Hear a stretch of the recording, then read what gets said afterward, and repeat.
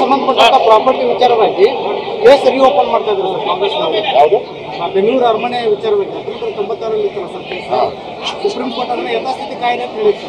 So ಇವಾಗ ಅವರು ticket confirm ಆಗ್ತದಂತೆ ಮತ್ತೆ ಸಿಎಂ ಅವ್ರು ಕೇಳಿದ್ರು ಸರ್. ನೋಡಿ, ದ್ವೇಷದ ರಾಜಕಾರಣ ಮಾಡಿದ್ರೆ ಯಾರು ಕೂಡ ಪರ್ಮನೆಂಟ್ ಅಲ್ಲ. ಇದು ಈ ಸರ್ಕಾರನೂ ಕೂಡ ಪರ್ಮನೆಂಟ್ ಅಲ್ಲ. ದ್ವೇಷದ ರಾಜಕಾರಣ ಮಾಡಬಾರ್ದು. ಇವತ್ತು ಅಧಿಕಾರ ಇರುತ್ತೆ, ನಾಳೆ ಅಧಿಕಾರ ಹೋಗುತ್ತೆ. ಅದರಿಂದ ಅವರು ಕೂಡ ಬಹಳಷ್ಟು ಸಾರಿ ವಿರೋಧ ಪಕ್ಷದಲ್ಲಿ ಕೆಲಸ ಮಾಡಿದ್ದಾರೆ. ಈ ಥರ ಯಾರೋ ಒಬ್ಬರು ಮೈಸೂರು ಮಹಾರಾಜರು ಅವರು ಚುನಾವಣೆಗೆ ನಿಂತಿದ್ದಾರೆ ಅಂತೇಳಿ ದ್ವೇಷ ಮಾಡೋವಂಥದ್ದು ಒಳ್ಳೇದಲ್ಲ. ಇದು ದ್ವೇಷದ ರಾಜಕಾರಣ ಎಲ್ಲಿಗೆ ಮುಟ್ಟುತ್ತೆ ಗೊತ್ತಾಗಲ್ಲ. ಅದಕ್ಕೆ ನಾನು ಸರ್ಕಾರಕ್ಕೆ ತಿಳಿ ಹೇಳ್ತೀನಿ, ಒಬ್ಬ ವಿರೋಧ ಪಕ್ಷ ನಾಯಕನಿಗೆ ಈ ಥರ ಮಾಡಿದ್ರೆ ಅದು ತಿರುಗುಬಾಣವಾಗಿ ನಿಮಗೆ ಮುಟ್ಟುತ್ತೆ ಕೊನೆಗೆ. ಅದರಿಂದ ದ್ವೇಷ ಬೇಡ, ರಾಜಕಾರಣ ಮಾಡಿ, ಆದರೆ ದ್ವೇಷ ಮಾಡೋದು ಬೇಡ.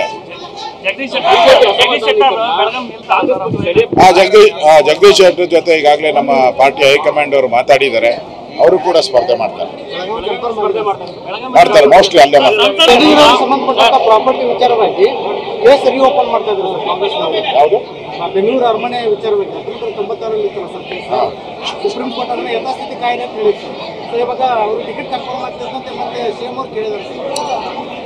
ನೋಡಿ, ದ್ವೇಷದ ರಾಜಕಾರಣ ಮಾಡಿದ್ರೆ ಯಾರು ಕೂಡ ಪರ್ಮನೆಂಟ್ ಅಲ್ಲ. ಇದು ಈ ಸರ್ಕಾರನೂ ಕೂಡ ಪರ್ಮನೆಂಟ್ ಅಲ್ಲ. ದ್ವೇಷದ ರಾಜಕಾರಣ ಮಾಡಬಾರ್ದು. ಇವತ್ತು ಅಧಿಕಾರ ಇರುತ್ತೆ, ನಾಳೆ ಅಧಿಕಾರ ಹೋಗುತ್ತೆ. ಅದರಿಂದ ಅವರು ಕೂಡ ಬಹಳಷ್ಟು ಸಾರಿ ವಿರೋಧ ಪಕ್ಷದಲ್ಲಿ ಕೆಲಸ ಮಾಡಿದ್ದಾರೆ. ಈ ಥರ ಯಾರೋ ಒಬ್ಬರು ಮೈಸೂರು ಮಹಾರಾಜರು ಅವರು ಚುನಾವಣೆಗೆ ನಿಂತಿದ್ದಾರೆ ಅಂತೇಳಿ ದ್ವೇಷ ಮಾಡೋವಂಥದ್ದು ಒಳ್ಳೇದಲ್ಲ. ಇದು ದ್ವೇಷದ ರಾಜಕಾರಣ ಎಲ್ಲಿಗೆ ಮುಟ್ಟುತ್ತೆ ಗೊತ್ತಾಗಲ್ಲ. ಅದಕ್ಕೆ ನಾನು ಸರ್ಕಾರಕ್ಕೆ ತಿಳಿ ಹೇಳ್ತೀನಿ, ಒಬ್ಬ ವಿರೋಧ ಪಕ್ಷ ನಾಯಕನಿಗೆ ಈ ಥರ ಮಾಡಿದ್ರೆ ಅದು ತಿರುಗುಬಾಣವಾಗಿ ನಿಮಗೆ ಮುಟ್ಟುತ್ತೆ ಕೊನೆಗೆ. ಅದರಿಂದ ದ್ವೇಷ ಬೇಡ, ರಾಜಕಾರಣ ಮಾಡಿ, ಆದರೆ ದ್ವೇಷ ಮಾಡೋದು ಬೇಡ. ಜಗದೀಶ್ ಶೆಟ್ಟರ್ ಜೊತೆ ಈಗಾಗಲೇ ನಮ್ಮ ಪಾರ್ಟಿ ಹೈಕಮಾಂಡ್ ಅವರು ಮಾತಾಡಿದ್ದಾರೆ.